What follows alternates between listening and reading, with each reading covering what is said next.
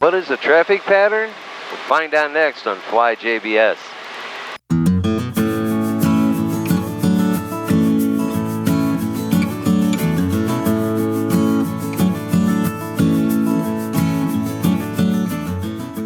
With all the recent flooding, I haven't been able to get into the airplane as much as I'd like.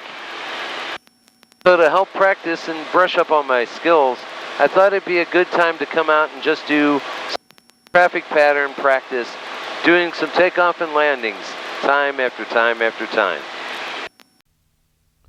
What is the traffic pattern? In short, it is a list of rules that pilots use when flying near an airport.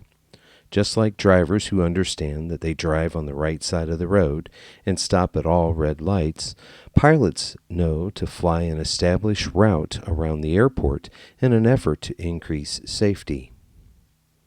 The traffic pattern looks like a huge rectangle in the sky, 1,000 feet above the airport. Each side of the rectangle has a special name that helps pilots identify where their airplane is located in relation to the airport. This image shows the names of each side or leg of the traffic pattern. The traffic pattern includes the departure, crosswind, downwind, base, and final legs. Pilots use these names when making radio calls to other airplanes or to air traffic control. The FAA Aeronautical Information Manual says that there are 4 phases of flight: lift, or climb, turns, cruise or level flight, and descending or landing. The traffic pattern practices all 4 phases of flight. To fly the traffic pattern, a pilot takes off on the departure leg. Here I go on one of my takeoffs.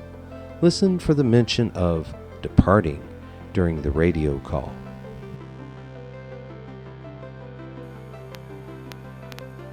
San Charles County traffic, Sky 5382 Delta departing 18, be staying in the pattern, San Charles County. After lining up the airplane with the runway heading, I push the throttle in to give the engine full power for takeoff. When the airplane builds up enough speed, I pull back on the yoke, which raises the nose of the airplane to create lift for takeoff. Watch how my left hand moves in relation to the chrome plate attached to the side panel of the airplane.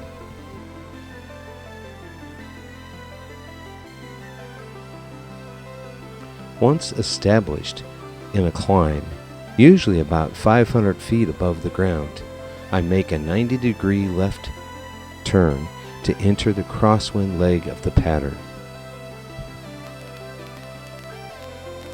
San Charles County traffic, Sky 5382 Delta, turning crosswind 18, San Charles County.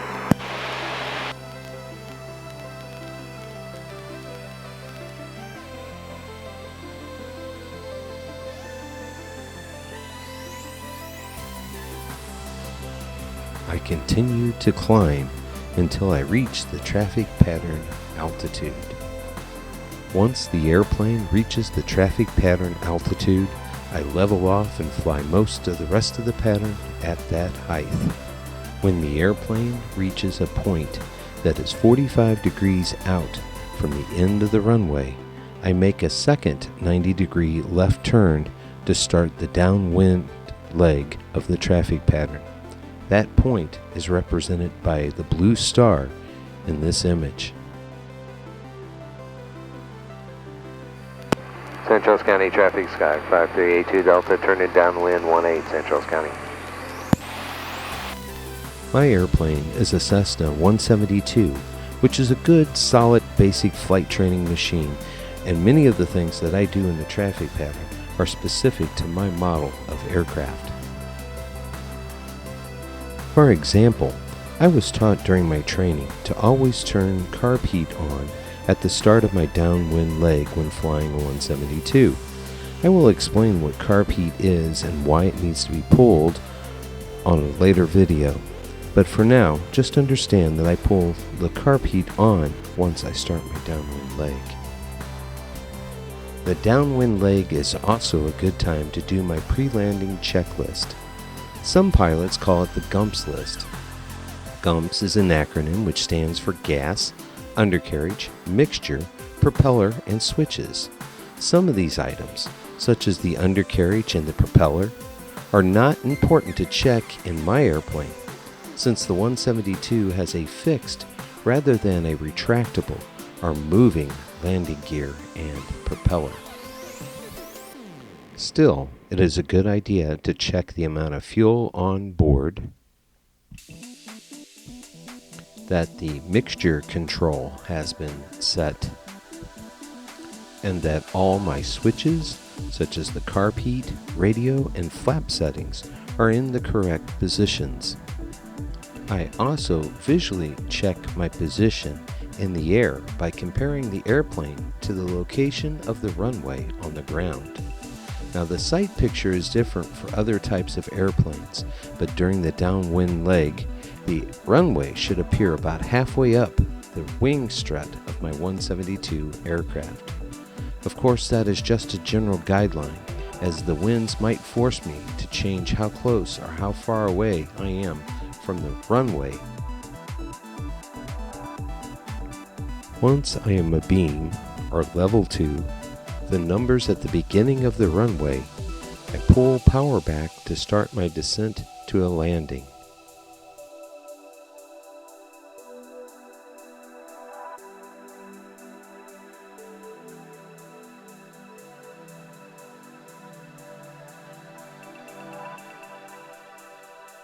I also extend my first notch of flaps.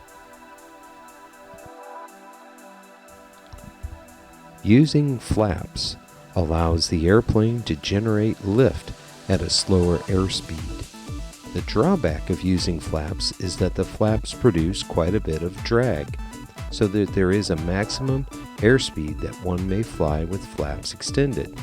Flying with flaps extended is not something that someone typically wants to do in level or cruise flight. To create a nice stabilized approach, I try to fly the exact same airspeed with each landing. On the downwind leg, I try to maintain 85 knots of airspeed. That's a little less than 100 miles per hour. When the airplane reaches a point that is 45 degrees from the beginning of the runway, I make yet another 90-degree left turn to start the base leg of the traffic pattern. Again, that point is represented by the blue star. San Charles County traffic, Sky 5382 Delta, turning left base 18 San Charles County. On the base leg, I try to slow the airplane down to 75 knots of airspeed. That's about 86 miles per hour.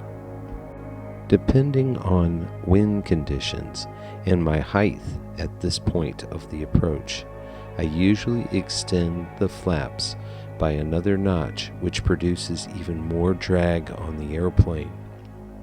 More flaps will allow the airplane to descend in a shorter amount of time.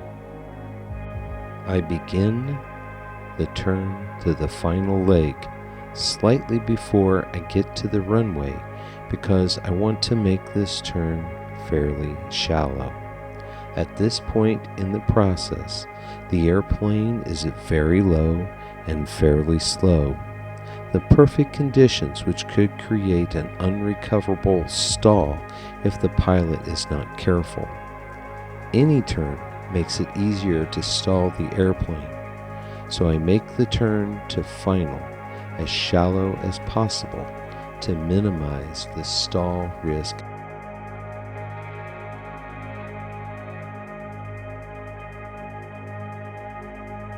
San Charles County traffic, Sky 5382 Delta, turning final 18 San Charles County. I do have traffic on chart final in sight.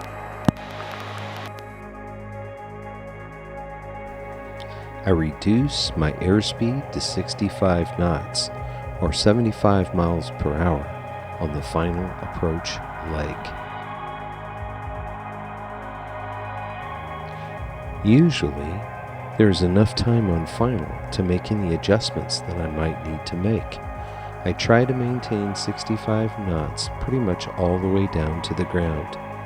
If I get slower than 65 knots, I pitch the airplane nose down, which increases airspeed. If I'm faster than 65 knots, I pull back on the yoke, which raises the nose of the airplane and slows down the speed.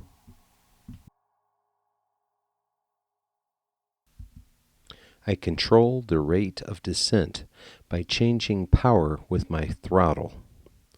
If I am too high, like on the left, I pull the throttle out, which reduces the power and allows the airplane to drop at a greater rate. If I am too low, like on the right, I push the throttle in to increase power, which creates more lift.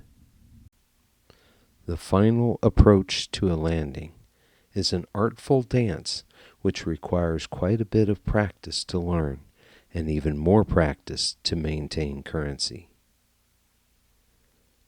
Once I am on the ground, I reset all my switches and taxi back to the beginning of the runway for another lap around the pattern.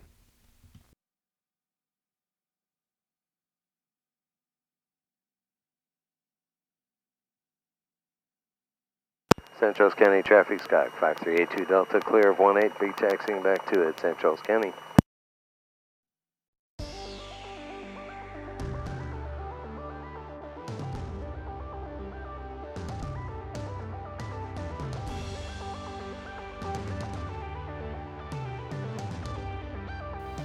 Only with frequent practice can a pilot master and maintain proficiency with takeoff and landings.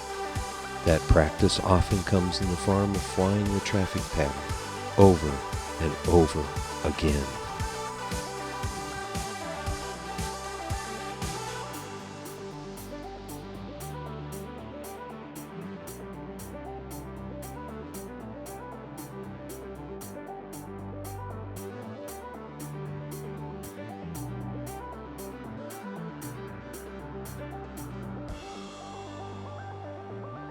When I was a student pilot, I often thought how great it would be to get out of training and not have to worry about the traffic pattern and not have to worry about doing takeoff and landing, takeoff and landing. Then I realized how beneficial the traffic pattern really was. Flying the traffic pattern and just doing touch and goes, just doing takeoff and landings is really the heart and soul of flying.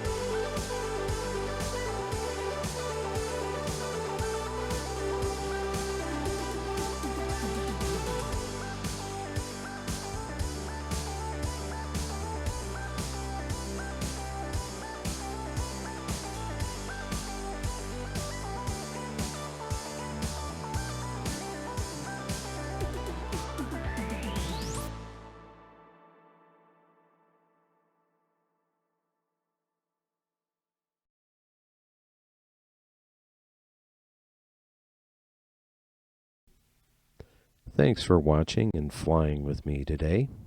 If you enjoyed this video, give it a thumbs up and please consider subscribing to the channel. Flying a small airplane is lots of fun, and sharing my experiences through YouTube videos is just part of that fun. Until next time, may you find blue skies and tailwinds.